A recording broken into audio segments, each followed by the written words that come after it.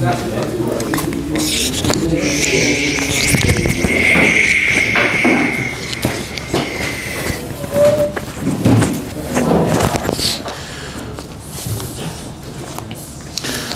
want to complete something that I talked about previous share and move on a little bit further in the דיני of Xitza.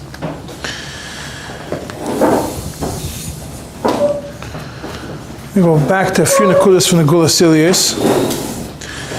In page 449, where it discusses Perek, Tes, Mishnah Aleph, Piska Aleph, he explains what is the idea of the kfeda, what's the makpedes. What's the whole discussion about what it says, what brings in Shulchan Aruch about the person who has some kind of pin or something on the hair which is made from gold, that she is makpid. The Ramah says she's makpid because she doesn't want it to get dirty. The Turin and the Ramah are makpid, because she's worried it's going to get dirty. The Mechaber writes Chut Eseir Einam Chaytzitzim, but the Turin and the Ramah write that it is chaytzitz if it's muzhavim, if it's made from gold.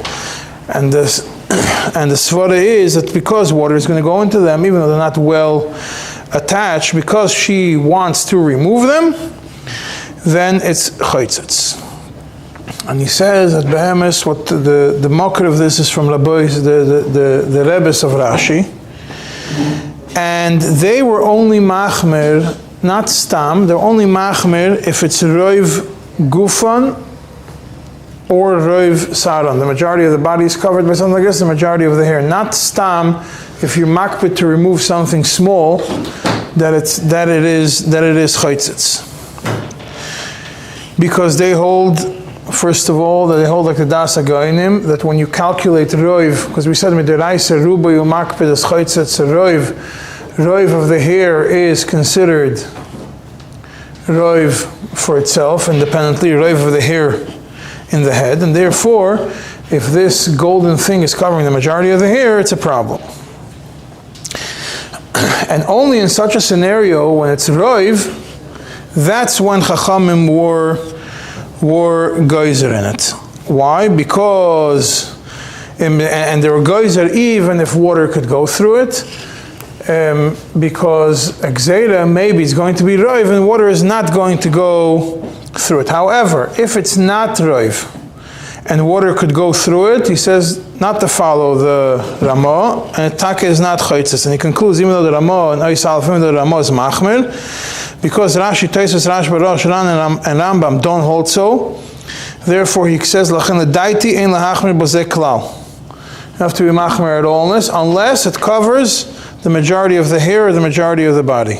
But if it's only the minority of the hair, and they're only makpid to remove it during rechitza, during washing, during tefillah, we don't have to be machmir at all. And then he continues into another very interesting yesod, which is in Piska Beis, in Mishnah Aleph, page 450. Because we know what the Raavad says, that a woman wants to remove her ring when she needs dough. So that way it shouldn't get dirty. And therefore, even though right now during washing she doesn't care about it because it doesn't get dirty, still it's considered a chatzitza. The Gulas Ilyas asks a question. The idea of makpedas that we see in Gemara has nothing to do with the object, it has to do with the person. Makpedas means that the woman, the yesod over here is, what's the yesod of makpedas? That the woman has something on her which is bothering her and she wants to clean it, she wants to remove it. She's not makpid on the ring, on her body because the ring is on it. She's makpid that the ring shouldn't get dirty. So why is that a chatzitza? More so, if the woman would have a way that she should keep her ring on her hand and it's not going to get dirty from the dough, she wouldn't remove her ring. She's not interested in getting rid of her ring. So be'etzem, the hakpada, like he says, mipnei yoiker hachefetz, or mipnei yoiker gufa, because she cares about the object, not because she cares about her body. So b'meila midiraisa, even if the majority would be covered, you would have the majority of the body covered with something which she only wants to remove because she cares about the object and not because she's washing herself and she wants to be clean, then even if it would be roiv, midaraisa would be fine. Midivrei soifrim, midrabanan, only if it's a miut, it also would be fine. So therefore he says, I don't understand what he doesn't get what the Ravad is saying. He starts with that. He brings a raya from it. We know that when it comes to cement on the body, it says if she's not makpid, it's not chaytzitz. That means that what do we care about if this woman has something on her body which she wants to remove off her body? But if it's something that she has on her body and she doesn't care about it, the Rambam Lashita say that it depends on the person. But even according to the other shittas, if the majority of people, let's say, don't care about a little bit of tit, like the Alter Rebbe says in Shulchan Aruch, not in Seder Nasidaim, that if it's a little bit of dough, the majority of people don't care about it.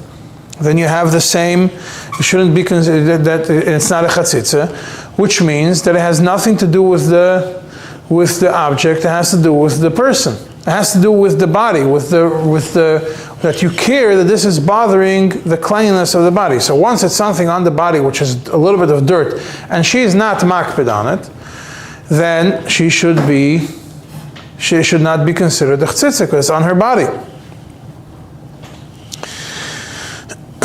Therefore, he says, as a side thing, that when they used to have, people still do, that sometimes we discussed it in the past, that the womb, when a woman, sometimes after birth, the womb gets loosens. It's called the farfal, that the womb falls down a little bit.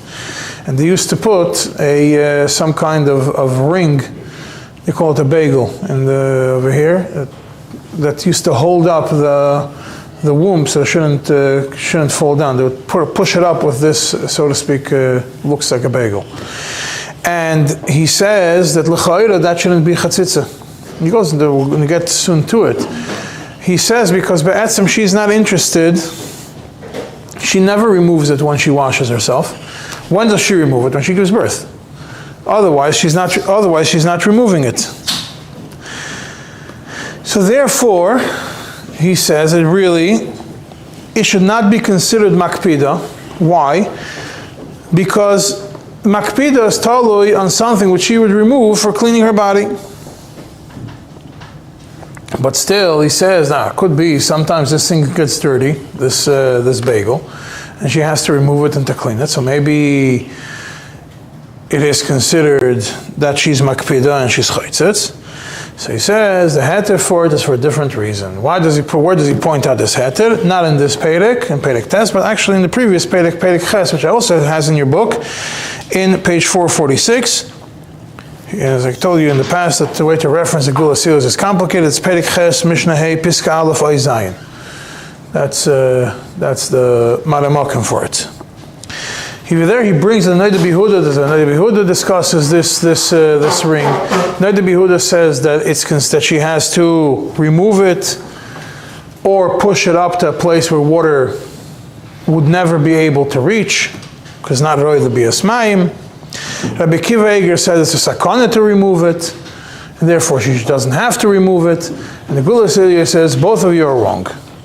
Noda B'Yehuda is wrong because if you can't push it all the way to such a place, it's not shaykh, it doesn't fit all the way up. Rabbi Kiva Eger is wrong because it's not a sakana. Elamai, if she's going to take it out when she's not pregnant, the womb is going to get loose, and then she's going to see blood. It's not a sakana.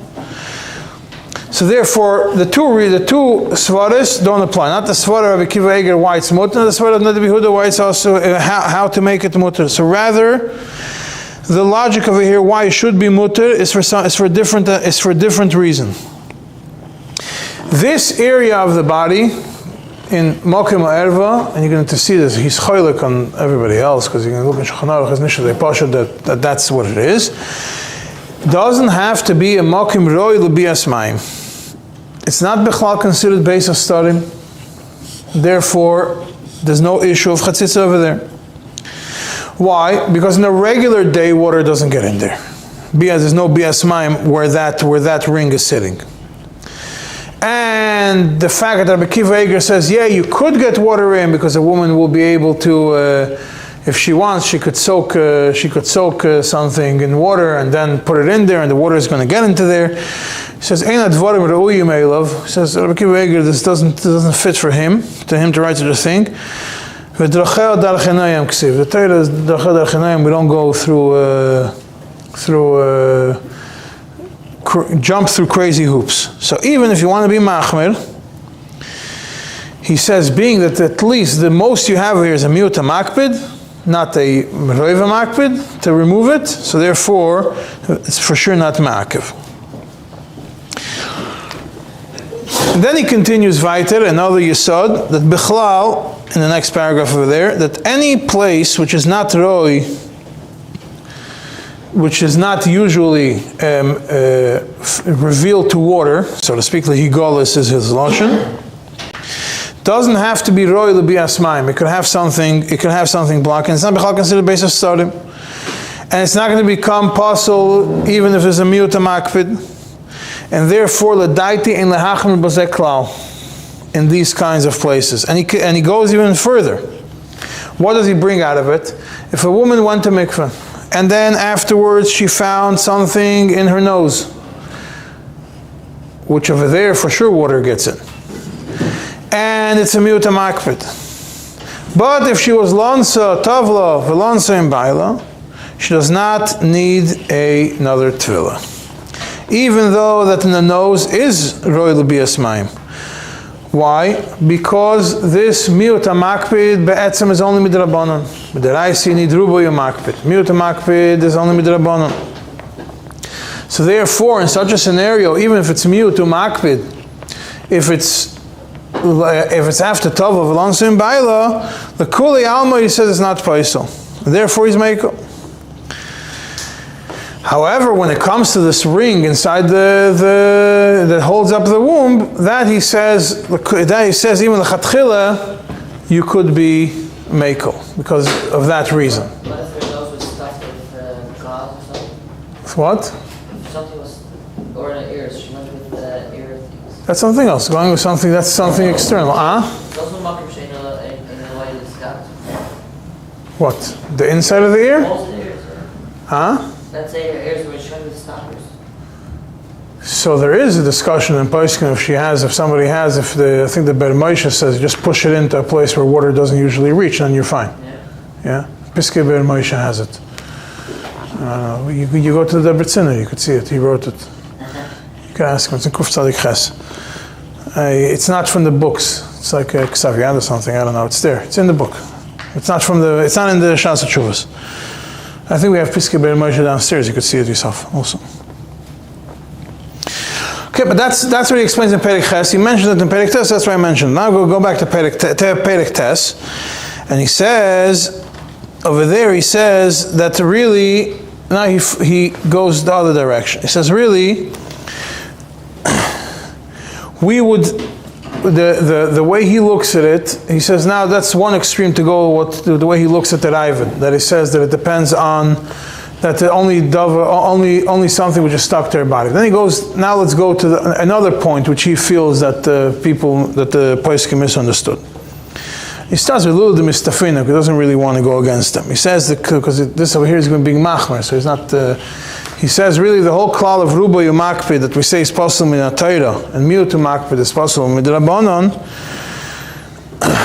is in something which is glued onto her body, right? Based on the same logic as before, something which is stuck onto her body. So if it's a miut, it's batal. And midrabanan will be only batal if she's not makpid. But if it's not connected to her body, the same logic that we said before, if it's something which is not connected to her body, and water doesn't go through it, l'chayra it's possible midiraisa, even mute, she'ein makpid. Why is that so? What's the logic behind it? Because once you take that approach, that it all boils down to whether that everything that the Torah is talking about, what's considered batel, is only when it's something which is dirt on her body, or something on her body which she wants to remove off her body, which is stuck to her body, and anything which is external to her body is not included in it. It falls into a totally different category. It doesn't fall into the category of something which becomes batel. It can't become batel to the body if it's not connected to the body. So even if it would be miut, hamakpid, and even if it's not roiv gufa, l'chayra should be also midiraisa. But all the Rishonim say it's also midirabanan. What's the difference between also midiraisa and also midirabanan? In certain scenarios, like we saw before, if it's only also midirabanan, sometimes a lansa, tavla v'lansa would be mekel. But he says, he says, everybody holds that it's midrabanan. Therefore, it's tzarechiyun what to do l'maisa. That's how he concludes on this topic. Now I move back to the Shulchan Aruch and Sif Hey. It's just going to mention interesting discussion because we mentioned about how do you calculate roiv. Shulchan Aruch discusses about two hairs which are tied together with each other, one knot. It's not chaytzitz. Why? Because it's loose and water will be able to go in there. But if it's one hair strand which got tied around itself, that knot is tight, and therefore it is chaytzitz as long as she is makpid on it. Why is that? Because the majority of people are not makpid when there's one knot in the hair. But if the majority are makpid on such a thing, if it's a lot of knots, then it would be chaytzitz. Now, if the majority of her hair is tied, then it is chaytzitz regardless if people are makpid or not. What's the logic for it? That you look in the Beis Yosef, he brings the machlekes, the Rambam brings the Geonim, that the Geonim hold that the majority of hair is chaytzitz. The majority of hair is, basically the hair is counted as its own independent entity, and therefore the majority of the hair, if there's a chatzitza in it, it's chaytzitz, even if the rest of the body is clear.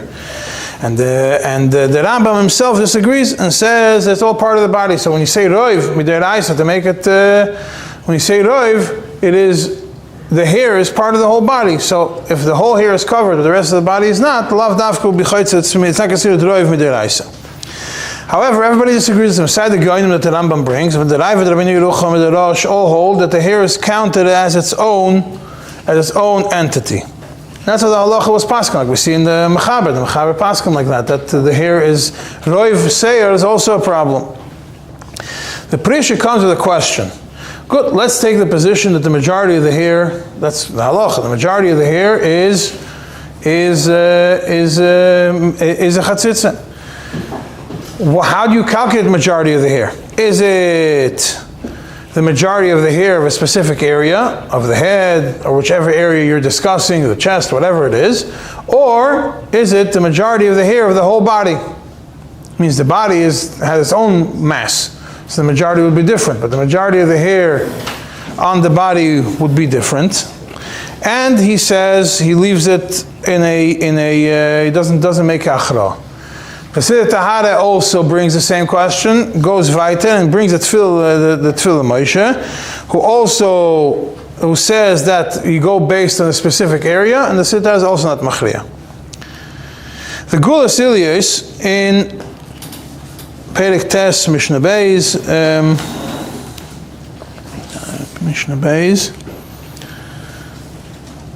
Piska Aleph, a second, that is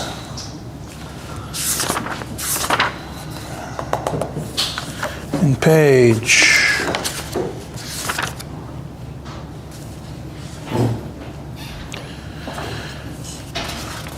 page 453, 454.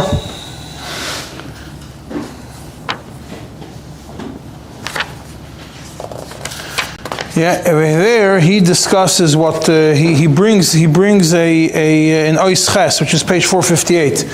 He brings a raya from the Tzemach Tzedek, which you're going to see later, part of it, that the Tzemach Tzedek held that seems from the Tzemach Tzedek that we go based on the majority of the hair in a specific area, that the Tzemach Tzedek is machriya,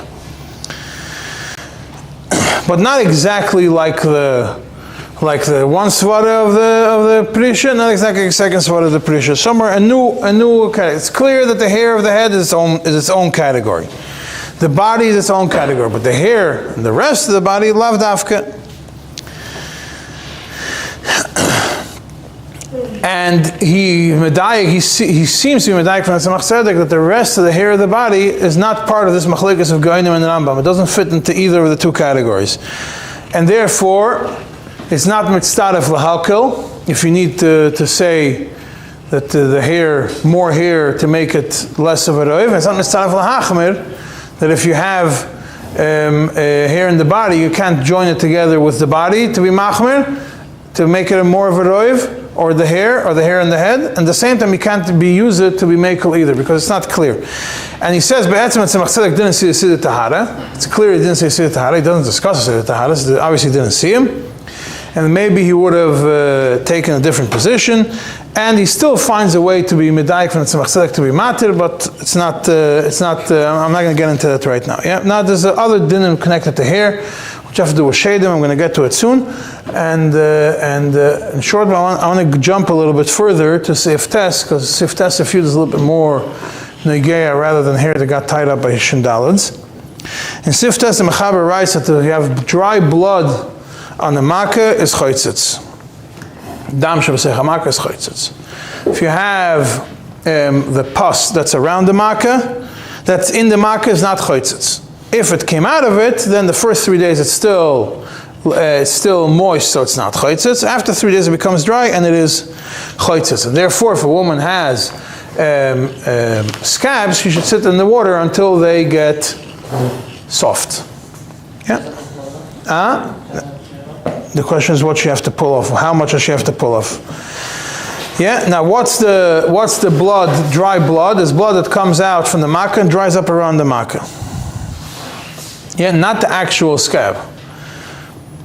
What happens is because this blood came out from the wound and it dried up around the wound, not on the wound, so then the water is not going to be able to get under that blood to touch the healthy skin, and it's a problem. The scab itself, it's part of the body. As long as it's needed for healing, it's part of the body. And therefore, it's obviously not chaytzitz.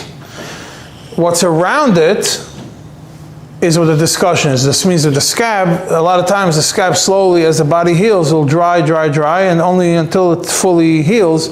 So you have around the place which is still connected to the skin, you have what's loose. That is considered a chatzitza. That's the simple mashmos of the mechaber. Now, there is a tzemach tzedek which discusses, that's tzemach tzedek סימן קנ"ח, Yesodot Zikut in דיני חציצה. It's a long one. Starts on page 273 till 279, about 6 pages. And I want to bring a few points out of it. There's not going to be enough time to go through the whole thing. But first of all, he discusses. Over here is talking about what the mechaber discusses when they used to make braids, certain braids for refuah. The Mordechai mentions it. They used to make a certain braid, and they were convinced that something to do with shindalids, and if they were going to cut it, they're going to get sick. And there was mamish sakana if they would cut it. So they would be scared. They didn't want to do it. So the question is if it's chaytzitz or not. The whole discussion, it's a tzedek, and over here in the other tshuva says soak it until water goes through the whole braid. And Sai here in Kuf Nun Ches and in Kuf Nun Tes and in the Miluim Chelekei also Tzemach Tzedek mentions it just to soak it. Another place also mentions to soak it. But that's what the tshuva mainly discusses. And the Yesodot we're going to discuss are connected to this tshuva because Tzemach Tzedek discusses general Yesodot while discussing this topic. However, this topic is not so relevant today. I don't know of anybody that's worried about these things, so therefore I'm not going to discuss the actual topic at hand, but the Yesodot which come out from this tshuva. One of the Yesodot is the reason why it's not considered the Chatzitza according to the Mordechai is because she's not interested in taking it off. She's so scared to take it off, she's going to wait till this braid is going to somehow fall off by itself. And it's also something which is not shchiach. It's not the common thing that people are worried about. So therefore, the halacha is we go midiraisa. We go like a deraisa. But being that it's not being that it's not chaytzitz, being that she herself is not makpid on it, so you don't have the ruboy umakpid, it's not a problem. And B'derech Hagav he says, and ultimately, being that there are still some hairs that are not part of this braid, it's only roiv of the hair, not the whole hair. Therefore, it's also fine. I'm not going to get into it right now, but this is the head of the Gulas Ilias is talking about. That the Tzemach Tzedek is matir, that he's medayik from it. That Tzemach Tzedek is matir, even by roiv seirs, based on this yesod and ois dalad and this tshuva about he's medayik from these words. Tzemach Tzedek says, oh, but she has roiv seir, not all the seir, and therefore it's not a problem. Now the Tzemach Tzedek goes into the discussion what's considered makpid. And ois hey in the tshuva Tzemach Tzedek, he says, could be this is considered ein makpid. Why? Because when you look at Rashi to understand what makpid means, it means, could you say it's ein makpid? Makpid means something, dirt on the body, which you want to remove, or something which is bothering you.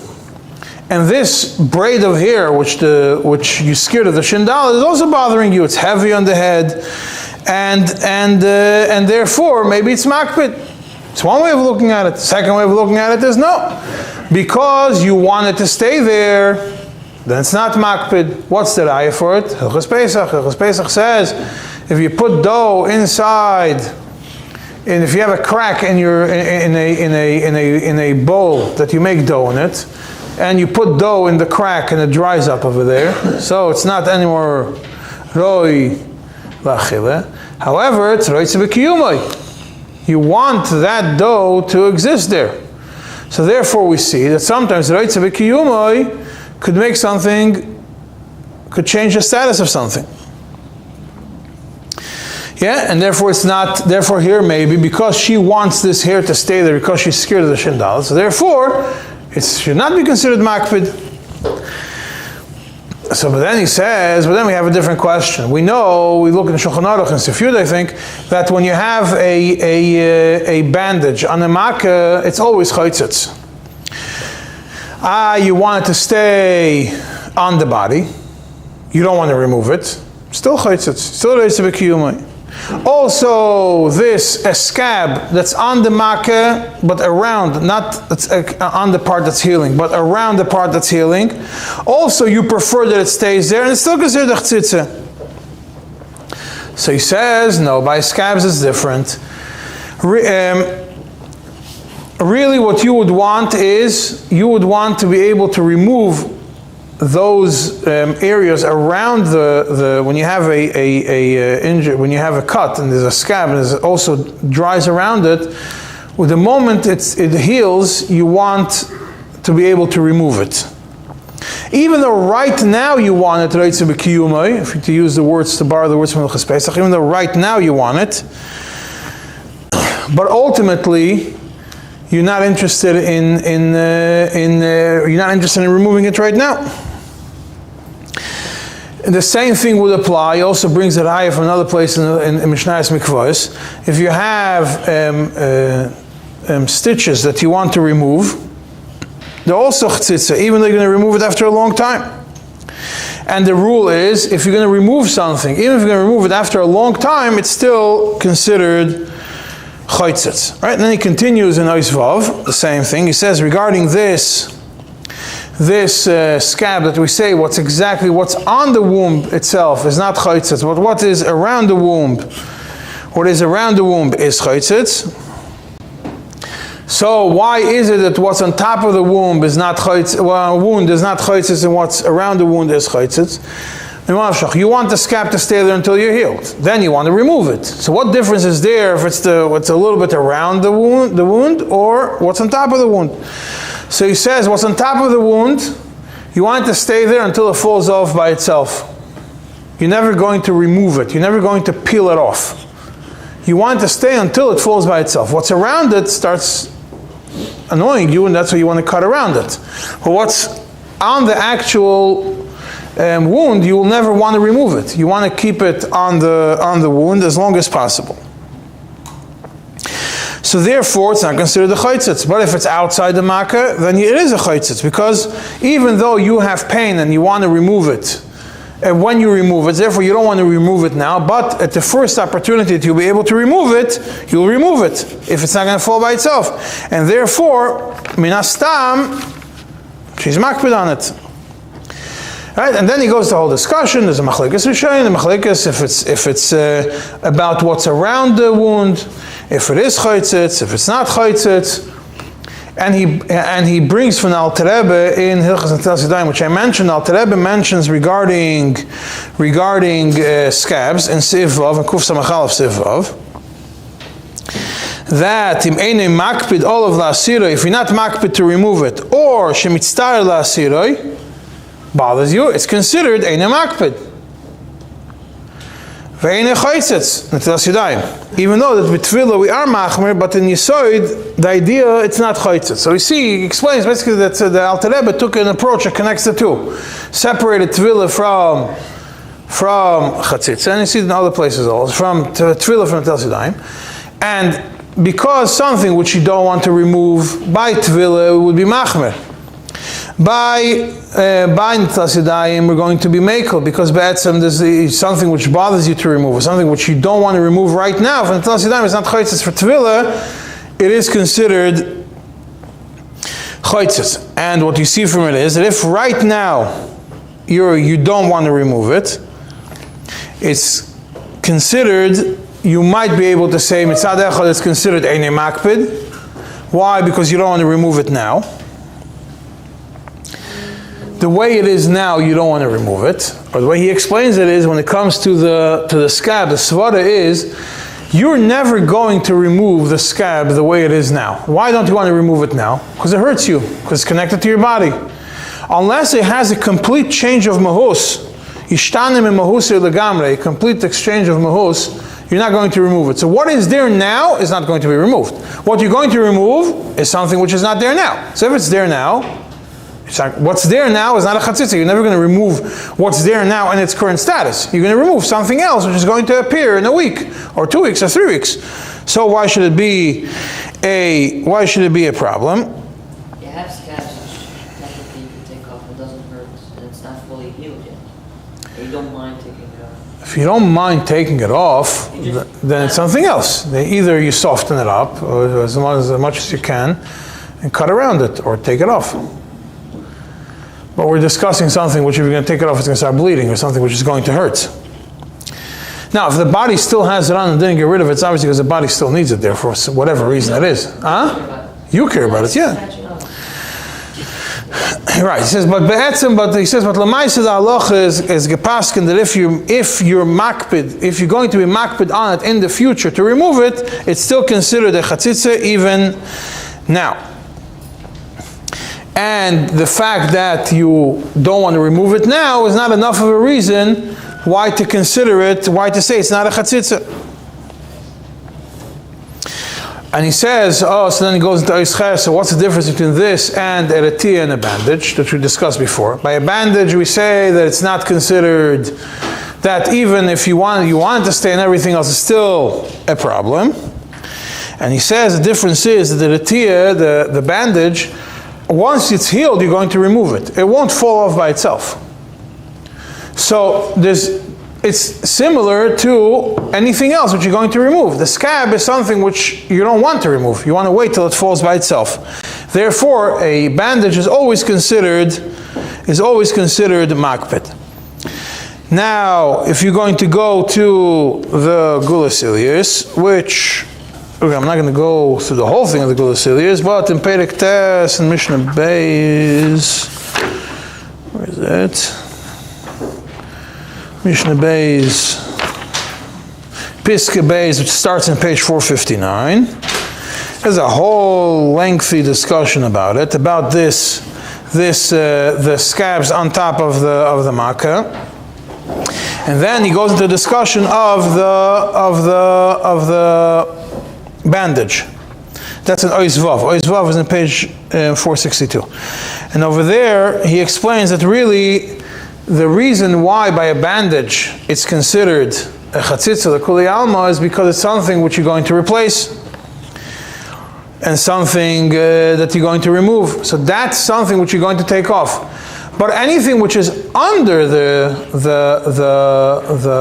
bandage, that's not chaytzitz. That's not a problem of chaytzitza.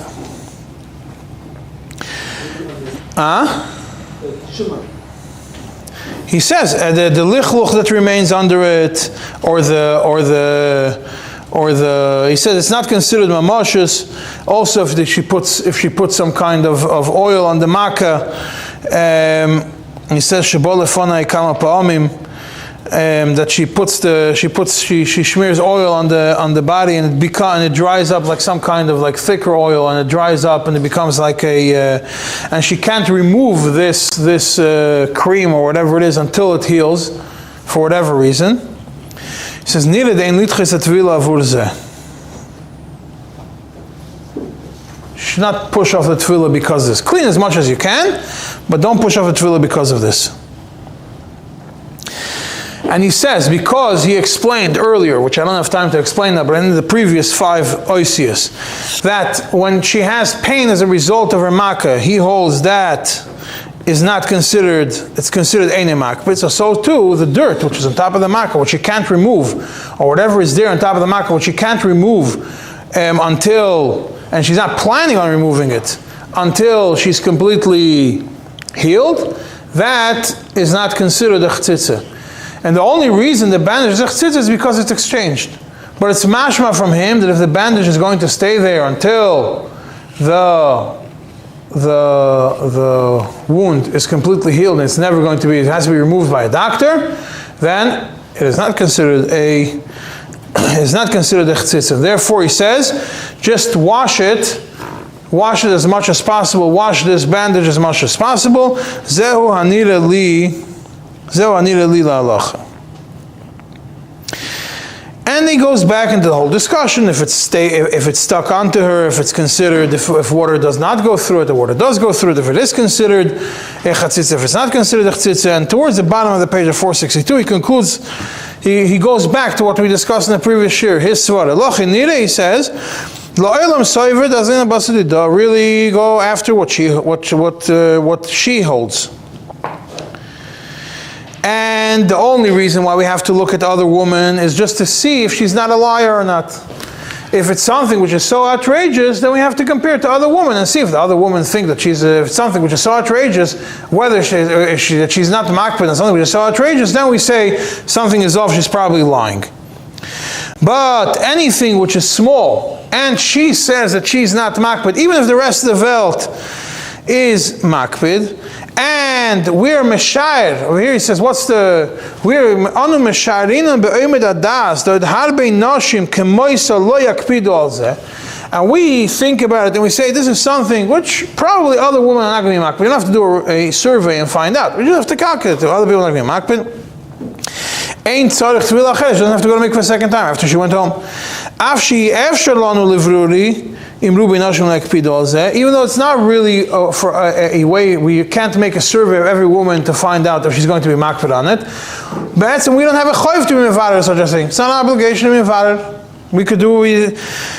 We just have to calculate according to women like her, similar woman to her, in her situation, in her status. If they're going to be makpid, then a makpid. If not. But if she says she's not makpid, he says even if roiv nashim are makpid, but the miut is not makpid, and she says she's not makpid at all, also we don't have to. He finishes the bottom of the page and starts the page where it's gamkin ein livseil tvilasa belona in bailok moshe nisbag moshe kasafti leil. The only time that you have to be makpid is if she says she's not makpid, but we, according to our oimedatenu, kol hanashim yakpidoz. Every other woman will be makpid. It's only so outrageous. And then, for example, he says, if you have a lot of dough, or someone's covered with a lot of tar, zephyr is tar, then, even if she says she's not makpid on it, we still make her go to mikveh again. V'tolui hadavar is the very important rule at the end of this in page 463, the top of the page. V'tolui hadavar b'rois einei amoire. The Rav is to determine lefi erech ha'isha, according to the woman b'mlachta, what kind she works in. If she's working in something, if she works in a bakery, then she has less sensitivity to dough stuck on her fingers. If she's working paving roads, she has less sensitivity to tar.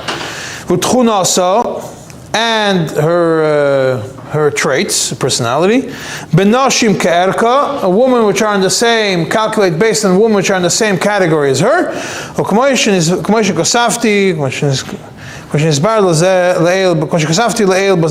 Like I explained earlier, which I spoke about in the previous year, that Be'etzim he says that really the only reason we pass like the Rash because it was Zoycha that halacha k'moisei, but otherwise all the Rishonim go against him. So putting the Gulas Ilyas aside, going back to Tzemach Tzedek, because we pass like Tzemach Tzedek. When you have the Gulas Ilyas is only there to have as a backup in case if you're in a situation when you have to pass him for somebody and it's a Shasat Chagadol, then and you know what the alternative is going to be much worse, then you always have to have in the back of your mind at least a mocker who could rely on. Because everything he says is arguing on everybody else. He takes the approach that he goes straight to the Rishonim and he argues on everybody else. That when you have a something which is going to be removed down the line, is the yesod, something which is going to be removed down the line. You want to remove it down the line, even if it bothers you to remove it now, you have to remove it. And something which you're not going to remove down the line ever, then it's not considered a problem. So when you're discussing, let's say, medical things, if someone has, like I said, dissolvable stitches are going to be removed, then it's for sure not a problem. They're not going to be removed. They're staying there until they fall by itself. Or stitches that are there and they're going to fall off by itself. But if you have stitches that have to be removed, if you look at it simply from the simple reading of Tzemach Tzedek L'chayro, it would be considered a problem. Right? Huh? זה מה? זה לא איש תעשיר את זה, זה צריך להגיע למצב. אבל היא לא יכולה להישאר עם זה כל החיים. כן, אבל... So, but still, so you have to think about it. And again, in such a scenario, you're going to have to look at the situation at hand and decide what you're going to do. I'm not going to pass now what's the thing regarding those kinds of stitches. And also depends where the stitches are. Not for stitches in the mouth. The stitches are in the Oisim is less of a problem. Stitches in Oisim Malkim is less of a problem. Yeah. Because it's not B'chal Beis of Sodom, those stitches. You have to wait for those stitches to go. If it's going to come to push off a Leil Tvila for a significant amount of time, then you have to look at the person and try to think whether you want to go to the extreme. If you don't want to go to the extreme or not. It's very important to have that in mind. Now, when it comes to something which is a filling, which is put on now and is going to be temporary filling, I don't know if today they even do this stuff, but back in the day they used to make temporary fillings, then they replace it with a permanent filling, something which is there temporarily, but the idea is that it should always stay there. Then you have a letter from the Rebbe, page 373, with this I'm going to conclude, that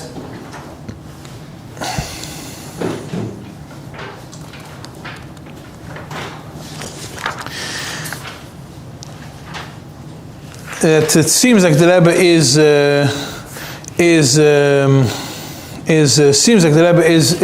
Meikel over here, but it's not clear what the Achra is over here. And if you look at the footnotes over here, it discusses all the people that discuss what the Rebbe says and how it fits into what the Rebbe refers to Tzemach Tzedek, which we didn't discuss now, about fillings. So Oid Chazein Lamoyed. Next week is going to be more shiurim, and we'll discuss weiter, try to go through some more topics of Chasitzah.